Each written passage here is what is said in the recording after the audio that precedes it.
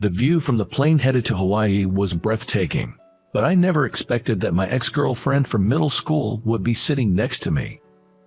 On top of that, she started bringing up the past, going on and on about how worthless I am.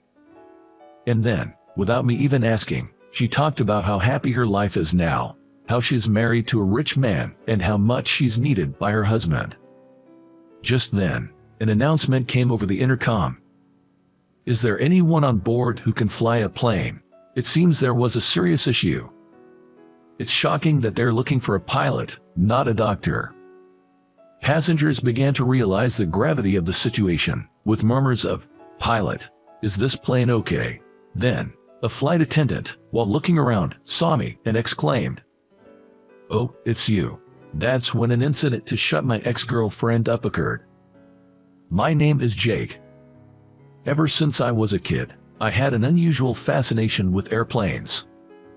To be honest, I was interested in anything that could fly.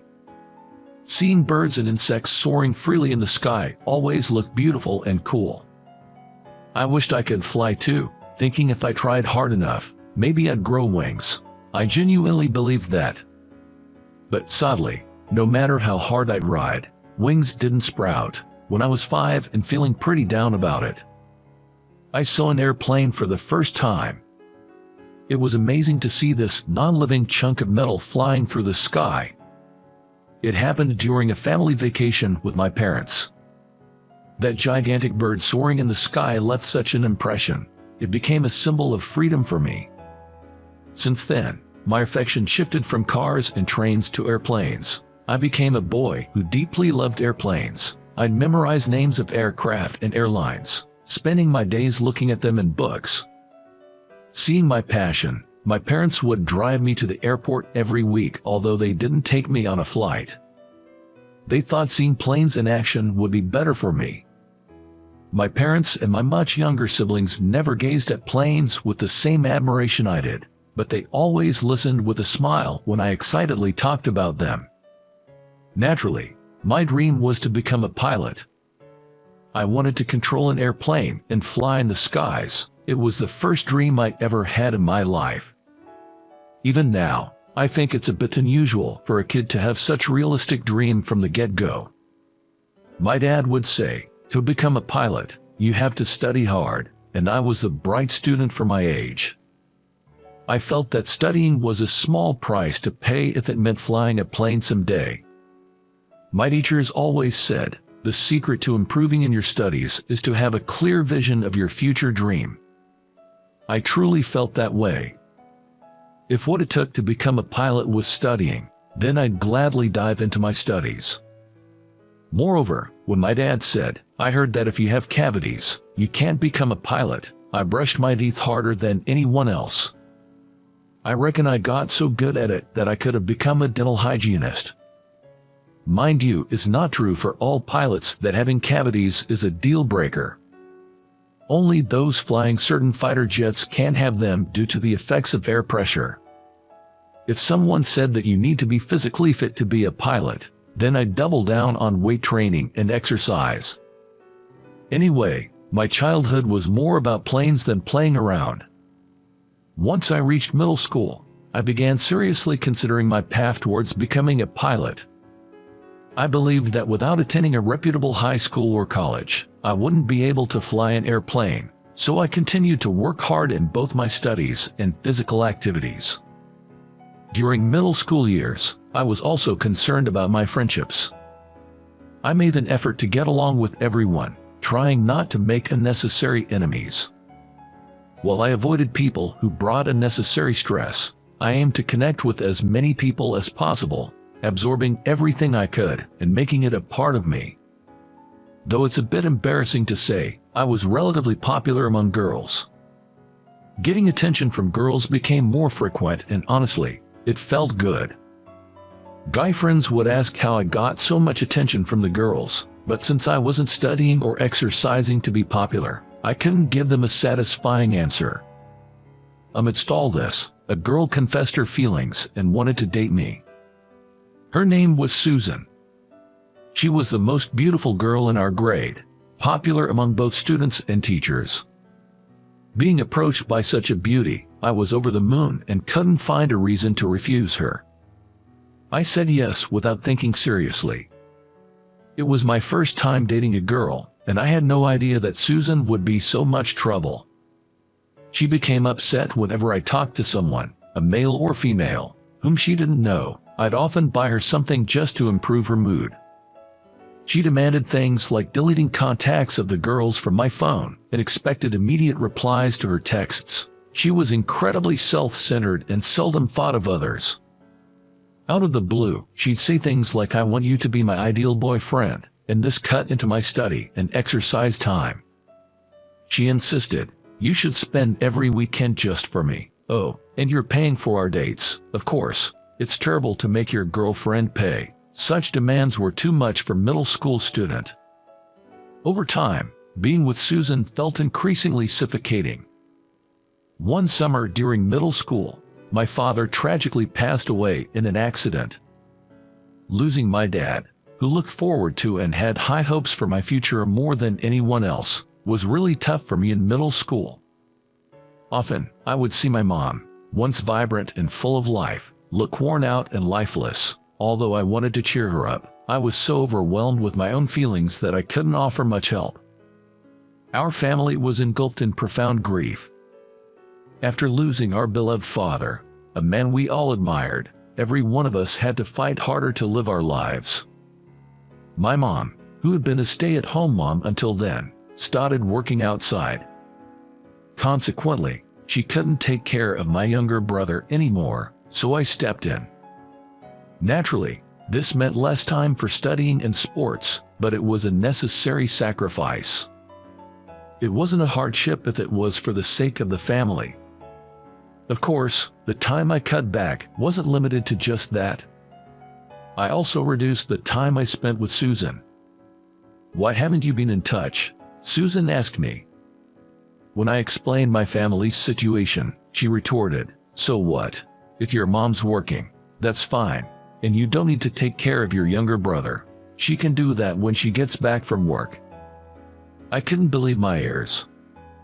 I was horrified that she could act so callously toward a family grieving the loss of a father, just because she felt neglected by me.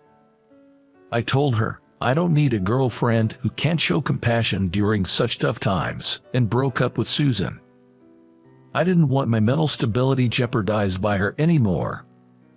However, later at school, the story had twisted into Susan dumping me. On top of that, she spread all sorts of rumors and bad-mouthed me to everyone. I saw her true colors, but honestly, with everything going on, I just felt indifferent. To help my family out even a little, I thought about skipping high school and getting a job. My mom was against it, but after some persuasion, she tearfully gave her permission. All I can really do is physical work and study, so I thought about finding a job that would utilize those skills. On graduation day, Susan, somehow finding out I wasn't going to high school, teased me about it. "You're not going to high school?" Without making eye contact, I simply replied, "Yup," and tried to distance myself from Susan. From behind, she said, "In this day and age, not going to high school. You must have such low ambitions, you'll be at the bottom forever." I figured I'd probably never see her again. No need to get worked up over someone like her, so I ignored her and left the school. Now, time has passed, and I'm currently going through domestic flight check and procedures. I'm on a personal trip heading to Hawaii. I'm a bit embarrassed to admit that I've never been to Hawaii, so I'm really looking forward to it from deep within. My impression of Hawaii is that it has beautiful beaches and a lot of rich flavored dishes. But it's quite a far place, so I just never found the time to visit. Even thinking about sightseeing there, I'd be torn about where to go, and I probably would have just ended up staying in the hotel, which is why I never had the courage to go alone. However, one of my friends opened a restaurant. I decided to go there to celebrate. I decided to have a friend show me around Hawaii during this visit, so I planned to take my time and see the sights. I couldn't help but feel like a giddy kid with this much excitement, but oh well. I comfortably settled into my seat. There's something about the slight hustle and bustle inside the plane right before takeoff that I genuinely enjoy. I placed my carry-on under the seat and found myself gazing out the window, lost in the view outside. Even before taking off, the view from this window offered sights that you just can't see anywhere else, and I'm already a little thrilled. I must say, I snagged one of the best seats. Located a bit away from the wing, I had a clear, unobstructed view. It was just awesome. With a little time before takeoff, I let my imagination wander, picturing the breathtaking views above the clouds. The plane I'm on was pretty much full, almost packed to capacity. Yet, nobody was sitting next to me. I wonder if no one booked a seat, or maybe they were running late. Either way, I had mixed feelings. Considering how crowded it is, I feel a bit guilty enjoying this extra space all to myself. For now, I decided to just gaze out the window and ride out this awkward moment. Bang! There was a loud sound as someone hurriedly took the seat next to me. This last-minute passenger fumbled with their belongings even after sitting down, bumping their elbow into me. Yet, not a single sorry came out of her mouth. On top of that, she reeked of strong perfume and cosmetics. I hadn't encountered someone this inconsiderate since middle school. She reminded me of unpleasant people, catching a faint reflection of the adjacent seat on the window glass. I noticed something dark over her eyes. Probably sunglasses. That's all I could discern. However, wearing sunglasses on a plane struck me as rather snooty. Might be a bit judgmental, though. After some fidgeting, the classless passenger next to me sneaked a glance at my face. I inadvertently responded by looking back. I regretted it instantly. Though she was heavily made up and looked quite flashy, I had seen her before. Someone I'd rather forget. Well, if it isn't little dropout boy, how've you been? I felt a chill as I wondered if my journey, which was already taking a bad turn, would continue this way, taking off under stormy skies. If I do say so myself, that was a pretty apt comparison. Seeing my silence, she said, "Forgot about me. Surely, you haven't forgotten how I dumped you," and took off her sunglasses. It was indeed Susan from middle school, whom I dated. Her face remains strikingly beautiful, but it's clear from her first words that her attitude hasn't changed one bit. "Hasn't it been since graduation? Long time no see. Never thought I'd run into you here of all places. Flying in planes, for a dropout like you. How bold. Oh, or maybe you're off to join a tuna fishing boat." Looks like her attitude is unchanged. Good to see she's well. Susan, ever the chatterbox with her sarcastic remarks. She's so adept at belittling people that it seems she forgets to breathe, firing off insults at me one after another. Truly a piece of work, that woman. I simply replied, "Just a vacation," and focused on the view outside, wanting to minimize any further interaction with her. The plane seemed ready for takeoff and began to slowly move.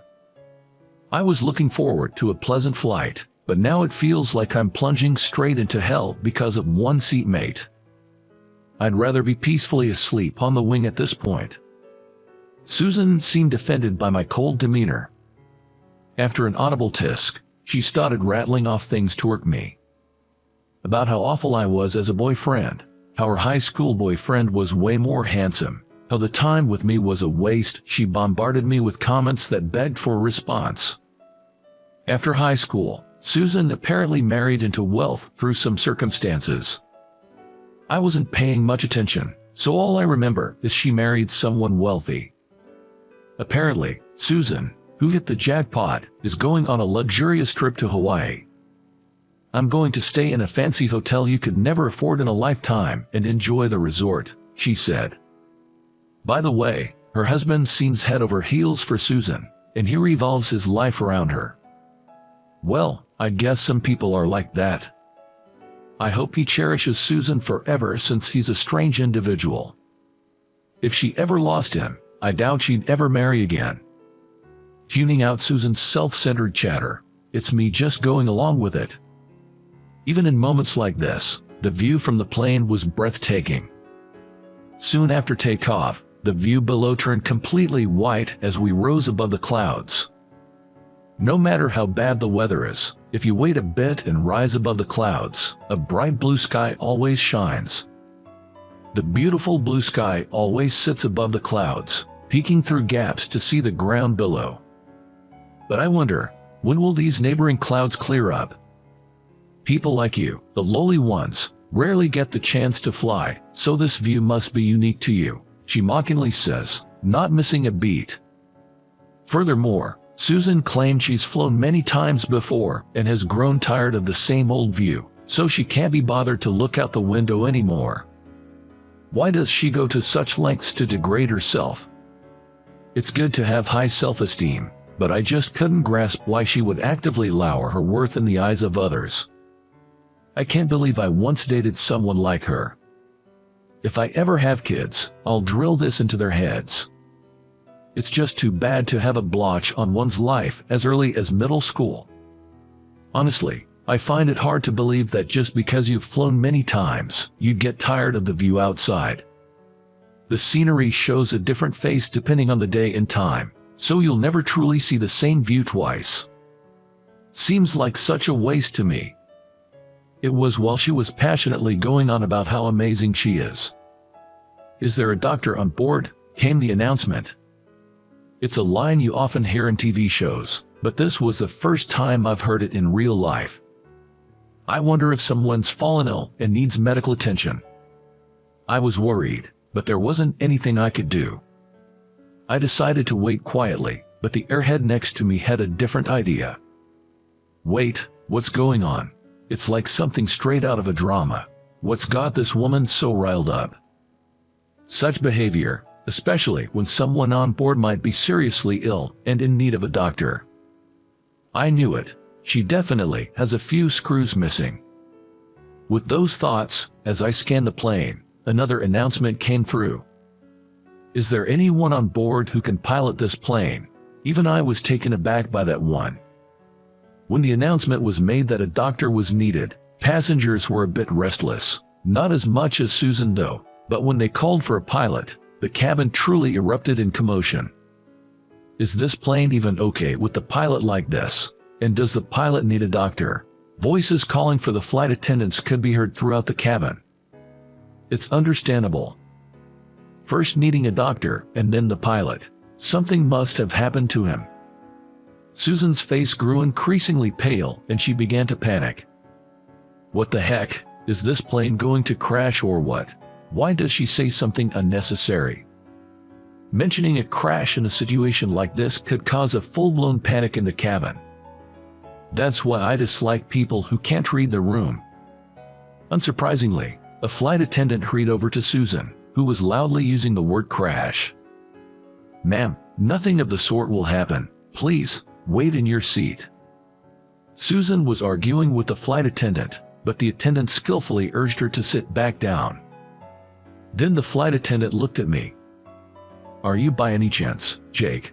I locked eyes with her and asked, "Oh, is it that serious?" "Oh, thank goodness you are here. I'm truly sorry to ask, but can you help?" "I see, it must be a big deal." Considering she's gone this far, maybe what Susan said isn't entirely wrong. I nodded in agreement and stood up from my seat. "What are you doing? If you're just going to be in the way, better sit here and shake in your boots. The pathetic one here is you, Susan." I almost snapped back, but managed to hold my tongue.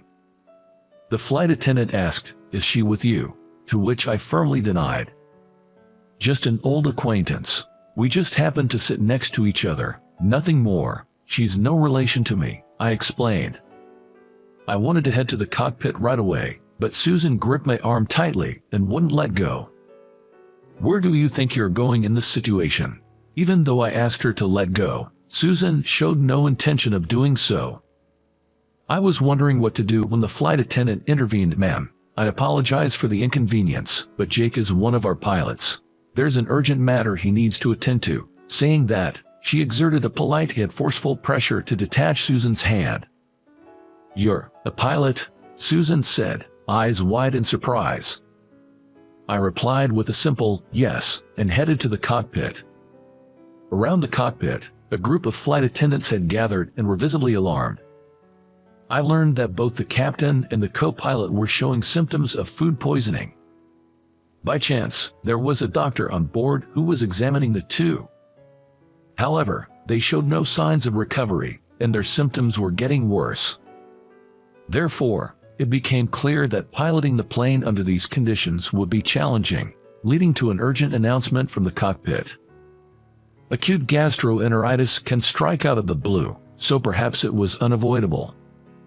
But for both of them to get gastroenteritis, that's either incredibly bad luck or a miracle. The odds seem pretty low. Many familiar faces were around the cockpit, and when they saw me, they said, "Wow, how lucky that Jake was on board too." Both pilots having gastroenteritis, a doctor happening to be on that plane, and even a pilot being present, it feels like I've used up a lifetime's worth of luck just on these astronomical odds. According to the doctor, the co-pilot's symptoms seemed milder than the captain's, but he was just barely able to hold a conversation. However, he seemed really rough with sweat on his brow. I managed to get in touch with the control tower and took my seat in the cockpit. The tension and excitement never get old. Having passengers on board brought immense pressure upon me. When I first started flying, the thought of having the lives of passengers in my hands made me so nervous I felt like throwing up. But at the same time, there was a breathtaking view that only pilots get to see. A beautiful scene that passengers can't quite experience from the cabin. The warm rays of the sun lit up the surroundings. Even the thick clouds below looked like a beautiful backdrop. That sense of exhilaration only a pilot feels always filled my heart. I often wonder if some kind of hormone is flooding my brain. Being here is pure joy. Well, for me at least. I once mentioned this to a flight attendant and was immediately dismissed as weird. I feel bad for Susan. She never experienced such a sight and still got tired of it. The plane landed safely in Hawaii, ensuring the safety of all passengers and crew on board. Immediately after that, the captain and the co-pilot headed to the hospital. The doctor who had been attending to them said, "I'm glad you were there. If I was alone, everyone would have ended up in the hospital. Just those two going is enough," chuckling and stroking his beard. What an inappropriate thing for a doctor to say. But well, he's probably trying to show his appreciation in his own way. Even though the landing was safe, from the company's perspective, it's still a big deal. As a result, after arriving in Hawaii, paperwork and reports took so long that I was only free by sunset. As initially planned, I headed straight to my friend's new shop at top speed. Of course, I drove safely. The store was already bustling with many customers. My friend and the owner, Bob, saw me and immediately burst into a wide grin, exclaiming, "Glad you could make it," and giving me a hearty pat on the back. "I heard you had quite the day, steering a passenger plane on the fly. Where did he get that info?" I didn't feel like bragging, so I hadn't intended to talk about it, but if he already knew, I guess I should explain. The forceful pat from the muscular Bob left my back tingling. Rubbing the sore spot, I sat down and recounted the day's events.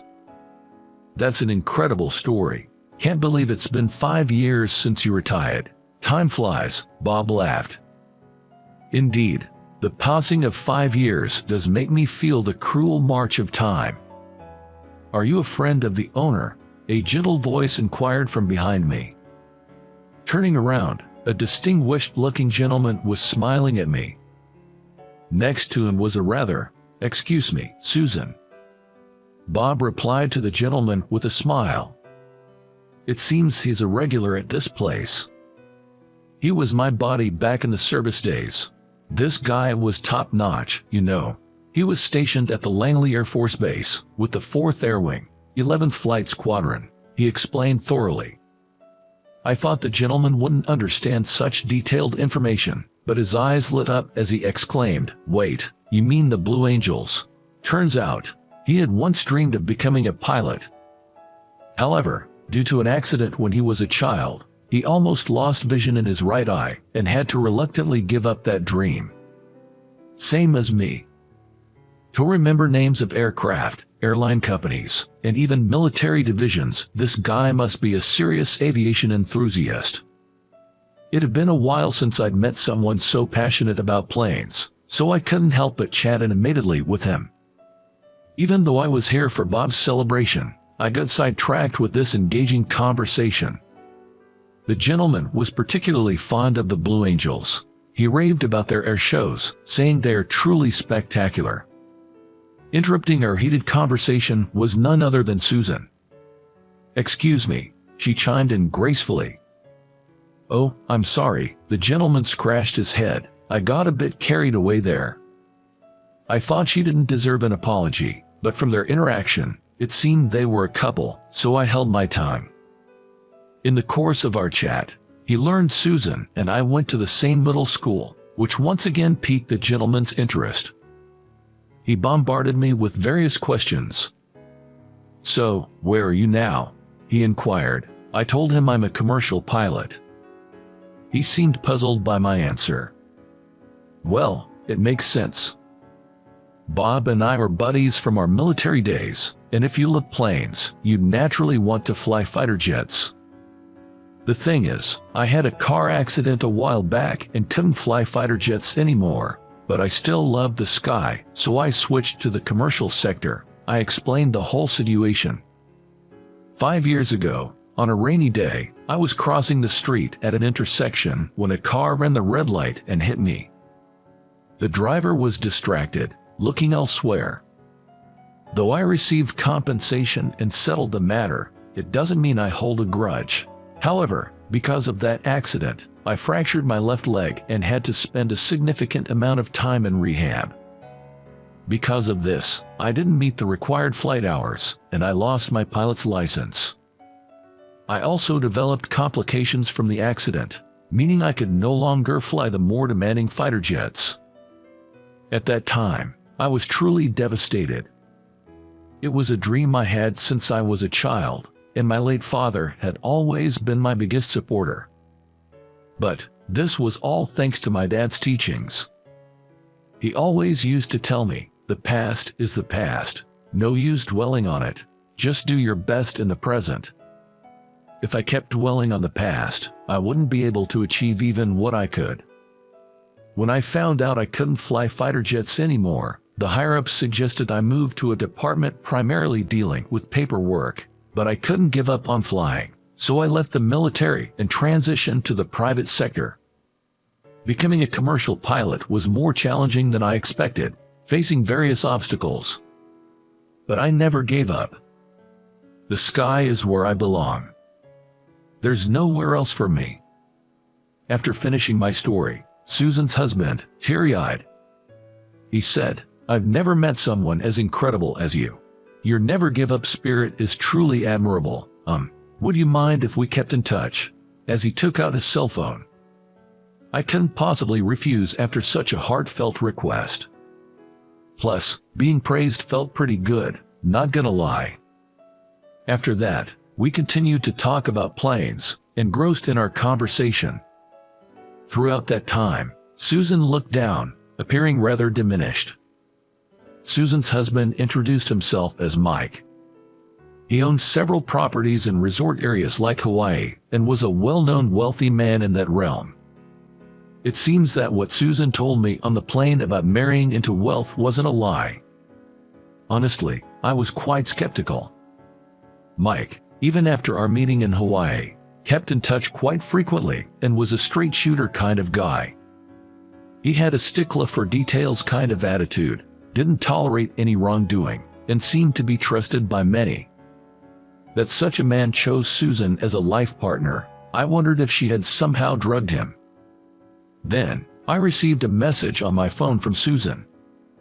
"Please never tell my husband that we dated in the past. Don't jeopardize my happiness," it read.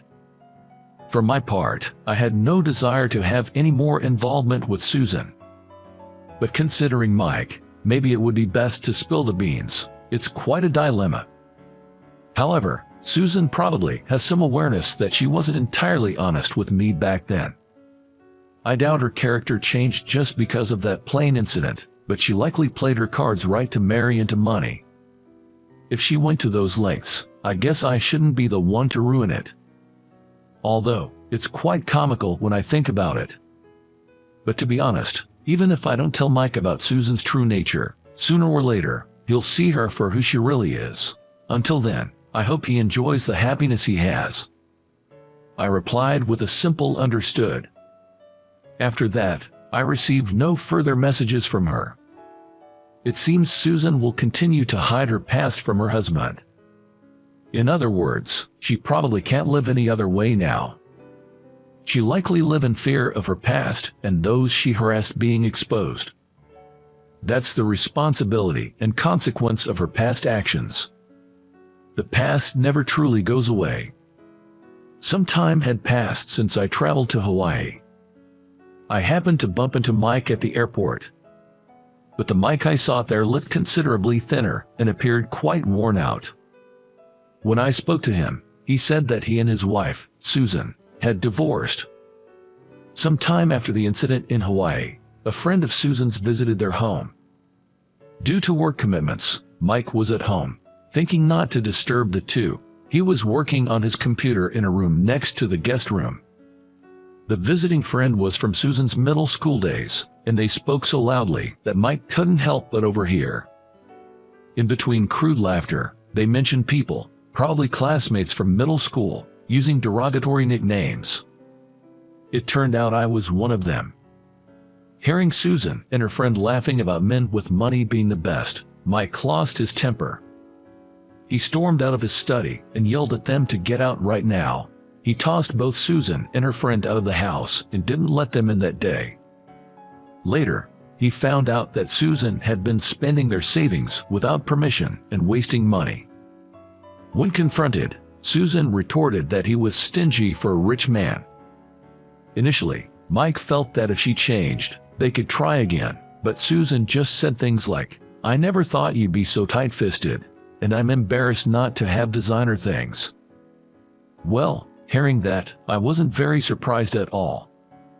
The more Susan berated Mike, the further his heart drifted away from her. Mike ran out of patience and brought up divorce. Interestingly, her attitude changed drastically. She began saying things like she didn't want to split and that it was just a play on words. Did she think he wouldn't consider divorce up to this point? It seemed her mind was really only focused on herself. When Mike threatened to take her to court with a lawyer because of her persistence, she reluctantly signed the divorce papers. They continued to have disputes over the division of assets, but Mike said they finally settled everything recently. Mike sighed. "I thought she was a wonderful woman, but I never expected her true nature to be like that." I wholeheartedly agreed. It's not about appearances. While it's understandable for good-looking people to be popular when young, as adults, being with someone whose personality doesn't mesh becomes a pain, regardless of their looks. After divorcing Mike, Susan went back to her hometown and is now living with her parents. Being a stay-at-home wife before, she's having difficulty finding a work, and she's living modestly, especially since she's being asked to pay back the money she squandered. What goes around, comes around, I believe. It's not just with Mike. Throughout her life, she seemed to have looked down on others, and now it seems all that karma is coming back to her. After hearing Mike's story at the airport, I bid him farewell. As I left the airport, I looked up at the sky. Unfortunately, it was overcast. But I knew. Above the gloomy overcast sky, the clear blue stretches on endlessly. I believe that the view from the cockpit is a privilege reserved for pilots. If Susan could be moved by such sights, I think she might finally find her humanity. There are many challenges in continuing a pilot's career. but feeling motivated by the beauty of that view makes the effort worthwhile. Today, I'm determined to keep pushing forward, to witness more beautiful vistas and ensure that